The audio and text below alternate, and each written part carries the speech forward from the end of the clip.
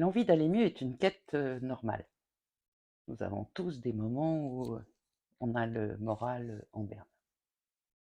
C'est dans ces moments-là qu'il nous faut trouver plus de confort intérieur, de sérénité, de paix. L'idée, c'est de trouver un équilibre entre nos émotions positives et nos émotions négatives. Imagine une balance.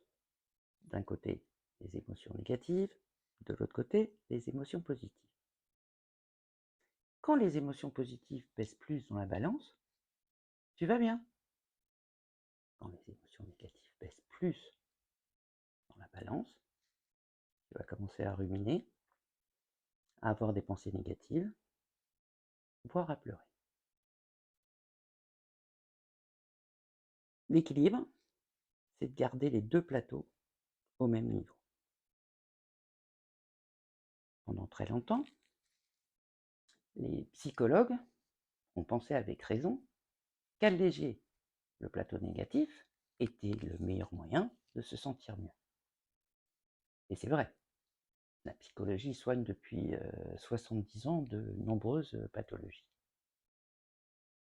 Puis, il y a une vingtaine d'années, deux psychologues, Hamilton et Peterson, se sont demandé s'il ne serait pas plus intéressant de renforcer le plateau des émotions positives en utilisant les dons et les talents naturels de chaque personne. Et là aussi, l'approche était concluante. Donc, les deux étaient des approches possibles.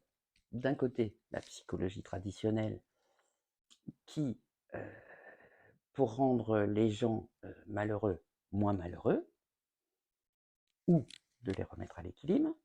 De l'autre, la psychologie positive qui, pour rendre les gens sains, plus heureux. Depuis, en alliant les deux, la psychologie positive rend les gens malheureux, plus heureux. Elle est devenue la science du fonctionnement optimal de l'être humain. Si je veux faire un parallèle, je vais te donner une image en écologie. Tu prends un terrain pollué et tu ne fais que le traiter, simplement. Tu vas le dépolluer et il va revenir à zéro. Ou tu vas y introduire des plantes, des champignons, des insectes, et il va se dépolluer lui-même et se régénérer.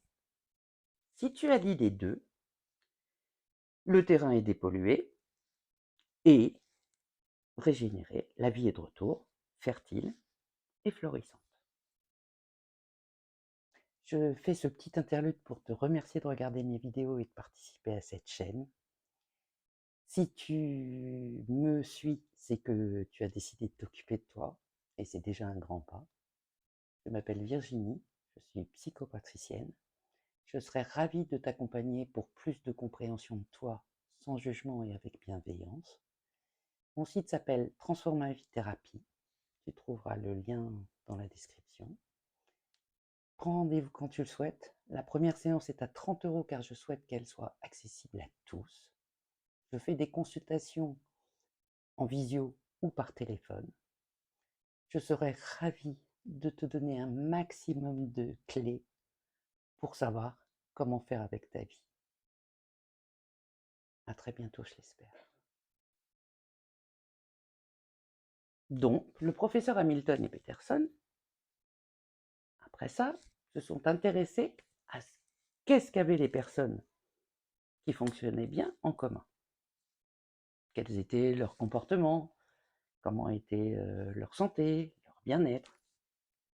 Ils ont lu des milliers de textes psychologiques, philosophiques, religieux, de toute culture, de toute époque. Et ils en ont tiré 6 vertus et 24 forces. Je te cite les 6 vertus.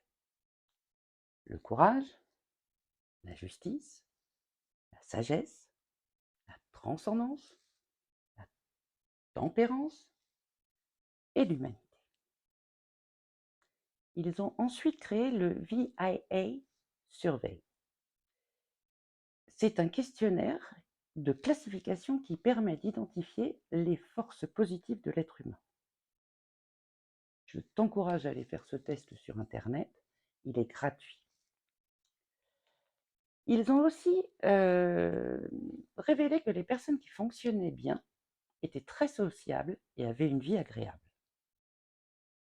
Ils ont recensé 3 façons d'avoir une vie agréable.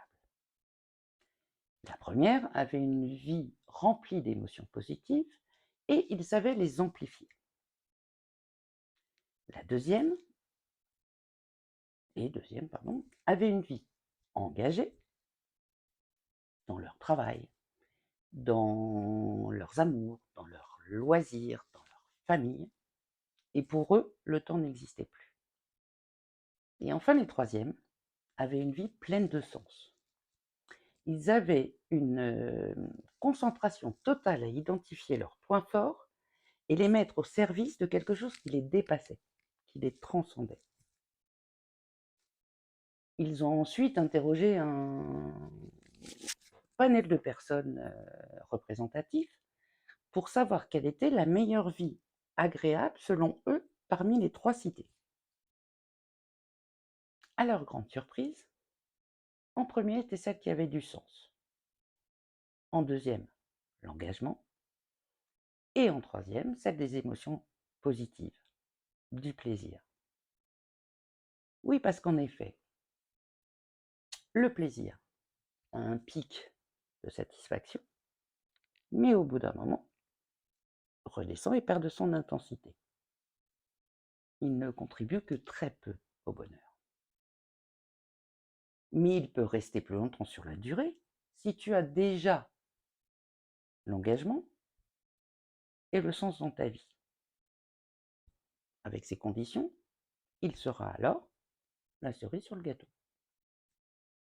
Ils ont donc pu en conclure qu'une vie pleine de sens, d'engagement et de plaisir est supérieure aux 3 individuellement.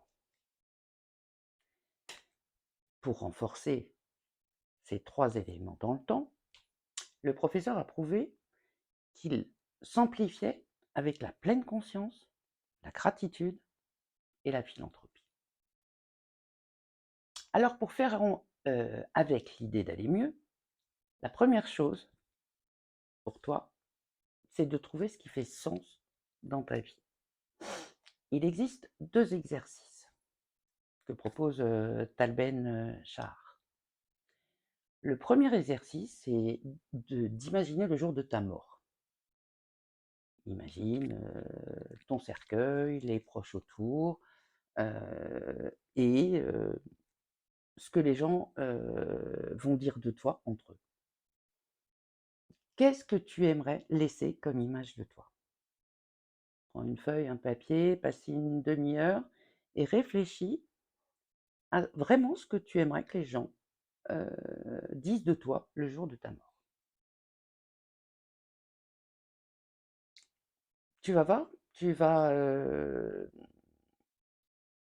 en déduire ce qui fait sens pour toi. Et à partir du moment où il y a quelque chose qui fait sens, tu vas te mettre à l'action. Tu vas t'engager dans des associations caritatives. Tu vas décider de changer de métier. Tu vas décider d'être plus authentique, plus toi-même avec les autres, etc., etc. Le deuxième exercice consiste à t'imaginer toi, à 80 ans, avec toute ta vie, ta sagesse, ton expérience, toi revenir maintenant avec tout ça en faisant un bond dans le temps. Essaye d'imaginer qu'est-ce que toi, à 80 ans, revenant maintenant, te donnerait comme conseil. Pareil, tu vas en déduire qu'est-ce que tu veux, qu'est-ce que tu ne veux plus, et qu'est-ce que tu ne veux pas regretter de ne pas avoir fait dans ta vie, par exemple. Vraiment, ces 2 exercices vont t'éclairer sur le sens que tu veux donner à ta vie. Pour aller mieux, aussi, il faut trouver des ressources. Je vais te donner une image. Imagine un moulin, donc la roue, la rivière. Pour fonctionner, il a besoin d'eau. Avec les aléas climatiques, il y a des fois, il se retrouve à sec. Donc, il ne peut plus fonctionner. Les hommes, à ce moment-là, vont détourner et canaliser l'eau pour qu'il y en ait en permanence. Eh bien, c'est pareil pour toi.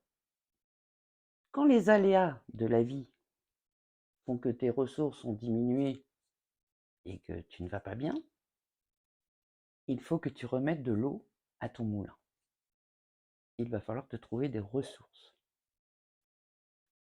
L'exercice pour en trouver consiste à écrire une quinzaine de choses que tu aimes faire et à évaluer à quel pourcentage elles sont présentes dans ta vie.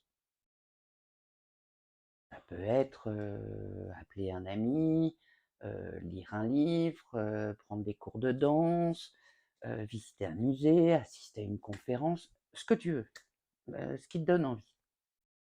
Tu fais donc ta liste, tu notes une chose, et en face, tu marques une note de 0 à 100%. 0 veut dire que c'est absolument pas présent dans ta vie, et 100% est le niveau idéal que tu aimerais avoir dans ta vie.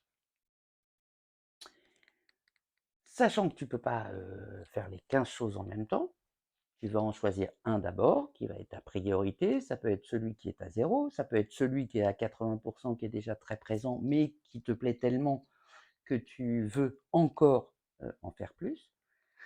Mais cet exercice va te permettre de te canaliser, de te focaliser sur le fait de faire au moins 3 à 5 choses par jour pour toi, pour te faire du bien. Il faut que tu t'en serves un peu comme un pense-bête et une ligne de conduite. Par exemple, tu peux regarder sur un mois, si tu as envie d'aller à la visite d'un musée, eh ben, tu vas pouvoir planifier de réserver la place à ton musée. Tu peux l'accrocher sur ton réfrigérateur, sur ton bureau, de façon à ce que ça devienne la priorité de t'occuper de toi. Et tu verras que d'un seul coup, ta vie va te sembler beaucoup plus agréable. N'oublie pas de réaliser tes plaisirs en pleine conscience du plaisir qu'ils te procurent. Ça ne fera que l'amplifier. Pense à avoir de la gratitude envers toi de faire quelque chose pour toi. Tu peux aller voir ma vidéo sur la gratitude et ses bienfaits. Je te mets le lien dans la barre de description. Il y a plus de 120 protocoles pour rendre les gens plus heureux. Je me ferai un plaisir, au fur et à mesure de mes vidéos, de t'en transmettre un maximum. N'oublie pas que ce que tu as de plus précieux, c'est toi, et que tu vaux la peine d'être plus heureux.